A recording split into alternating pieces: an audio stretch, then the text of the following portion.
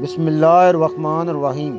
السلام علیکم دوستو، امید کرتا ہوں آپ سب لوگ خیریت سے ہوں گے۔ شیخ سعدی رحمۃ اللہ کہتے ہیں کہ شہر دیار بکر میں ایک بڈھے کا مکان تھا جس کے پاس بے انتہا دولت تھی۔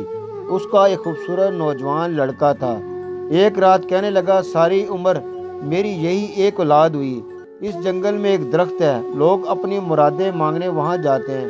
میں نے بہت سی طویل راتیں اس درخت کی جڑ میں بیٹھ کر خدا کے سامنے روتے ہوئے گزاری ہیں، تب کہیں جا کر مجھے یہ فرزند نصیب ہوا ہے۔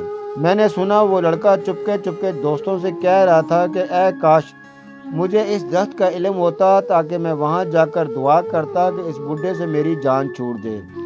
شیخ سعدی رحمۃ اللہ علیہ کے حقائق سمجھنے والوں کے لیے انتہائی سبق آموز ہیں۔ اس حقائق سے یہ نتیجہ اخذ ہوتا ہے کہ وہ باپ جو ساری زندگی اولاد کی تکلیفیں جھیلتا ہے، اس کے لیے ہر طرح کی مشقت برداشت کرتا ہے، دن رات ان کے اچھے مستقبل کے لیے خواب دیکھتا ہے، ان کو پال پوس کر زندگی کی ہر آسائش مہیا کرتا ہے۔ پھر جب اولاد جوان ہوتی ہے تو اپنے باپ کو ان احسانوں کو بھول جاتی ہے۔ جب وہ اسے اپنے دستے شفقت میں اٹھا کر لوری سناتا تھا، اور پھر اس بوڑھے باپ کا وجود اسے برا محسوس ہونے لگتا ہے۔ وہ کھانستا ہے تو اولاد کو برا لگتا ہے، لیکن ایک قابل فکر بات یہ ہے کہ کیا اس نوجوان کو بوڑھا نہیں ہونا تھا؟ آج جس طرح وہ اپنے باپ کے ساتھ کرے گا، کل اس کی اولاد بھی اس کے ساتھ ویسا ہی کرے گی۔